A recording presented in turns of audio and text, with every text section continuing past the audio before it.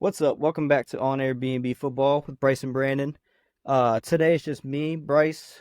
Brandon already gave you his picks. Now I'm coming at you with part two of Put Your Money Where Your Mouth Is. So to start off my picks, I'm gonna start off with my division winners parlay. So I put $1 down like Brandon did, and mine pays 14,000. So if I'm gonna put that in, mine are a little bit more surprising, I feel like, than his maybe. Some are, some aren't. We'll just get into them. So starting off with the AFC, I'm gonna start off with the East with the Jets winning, which I talked about in the previous video, with our bold takes video. And then I have the Texans winning the South, Steelers winning the North, Chiefs winning the West, and then in the NFC, I got the Eagles winning the East, Falcons winning the South, Bears winning the North, Rams winning the West.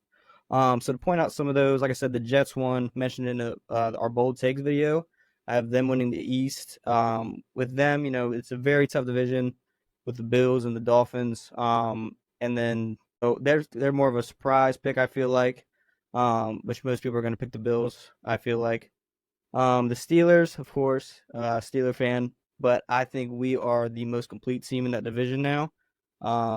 You have Baltimore's defense, and you're going to have them. Burrow's going to be back healthy with the Bengals. I just feel like the Steelers are going to have a really good year.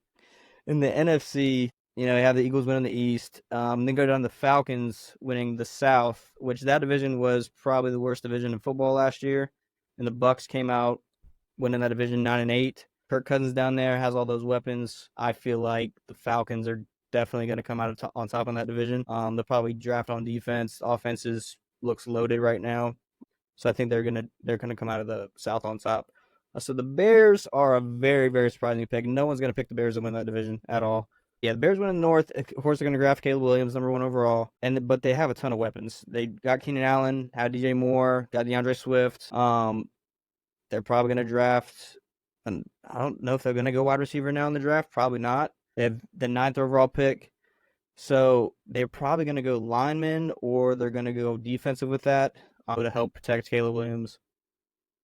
And then we'll see what the defense does. But I have them winning the division. I think they're just going to put up points on offense. I think Caleb Williams is going to be really good. And then of the Rams winning the West in the NFC. Of course, 49ers are going to be the favorite coming off the Super Bowl loss. Brandon, of course, thinks the Cardinals are going to win. That's not happening at all. The Rams are definitely a team that can beat the 49ers. Every game the 49ers and then play is competitive. The Rams have a very good offense. Of course, Aaron Donald retired. I thought about that, of course, mentioned in our Bold Takes video. But that offense, though, can put up points with anybody. It's going to be a very dynamic offense. Cup's got to stay healthy, though, for them to win. Kyron Williams looked really good. Stafford's getting older, but still has his arm, still got great decision making, still can make plays. That offense can put points up with anybody. Rams a surprise winning the West.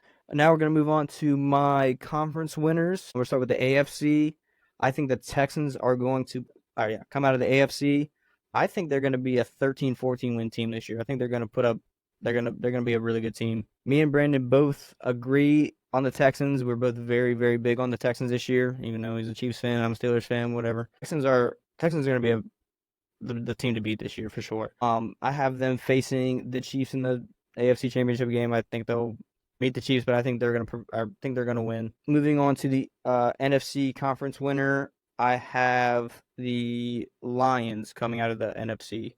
I have them facing the Rams in the NFC Championship game. And I mentioned earlier, of course, that the Bears are going to win the NFC North, which, may be a weird, super weird, dumb take. Some people might think, whatever. But I think the Lions are going to be that team that wins 10 games, sneaks into the wild card.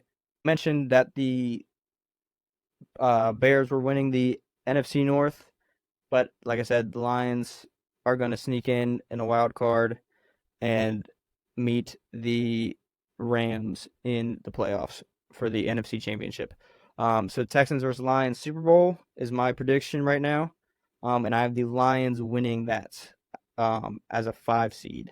Moving on to my MVP pick.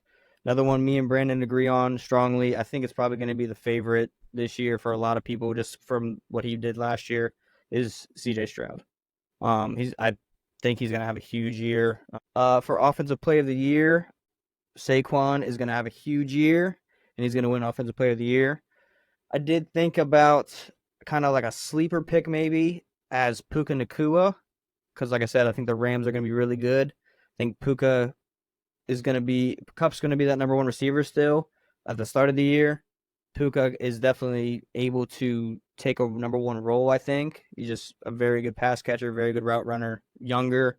I think he'll get a lot more targets and have a huge year also. But my offensive player of the year is going to be Saquon, having a even bigger year. Moving on to defensive player of the year, it's TJ Watt. We're not even going to discuss it. Should be a three-time defense player of the year. Is the best defense player, especially now that Aaron Donald's gone, is the best defensive player in the game. Don't argue it. It is what it is. Coach of the year, I'm going to go D'Amico Ryans. Thought he should have won it last year, honestly. But I think, like I said, Texas predicting a big year for the Texans. So I think he's going to be coach of the year. And then I have some NFL draft pick bets that you could possibly put in. Maybe some of my picks that I think some players are going. So we all know Caleb Williams is going number one. Number two for Washington is a little. It's Jaden Daniels has picked up a little bit of talk about going number two to Washington. So at first, right after the season, it was kind of Caleb Williams, Drake May, and then whoever. But now, just because of Jaden Daniels' ceiling, I guess, and then just his dual threat ability, you could see him going to Washington if you want to look at that pick. Some other quarterbacks, I think, where they're going to go. I think Minnesota is going to pick Bo Nix.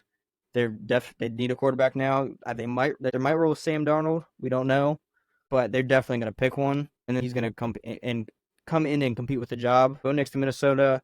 Denver, I have J.J. McCarthy going there. J.J. McCarthy fits better in Denver, especially what Sean Payton likes to do. He's just got a winning mentality. I think they kind of want that in Sean Payton wants something like that in Denver. And Brock Bowers, he's definitely a top 5, top 10 player in college football and in this year's draft.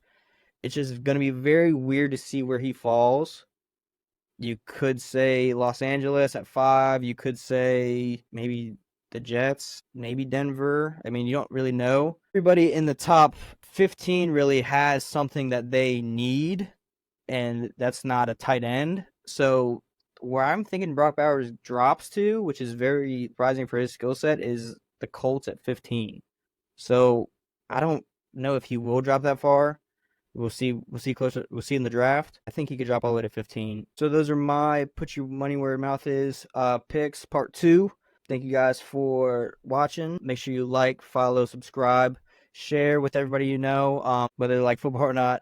Just help us reach our goal of getting people on, athletes, coaches, whoever, so we can talk to them. And yeah, see you later. Honestly, dude, that Alec was better than honest.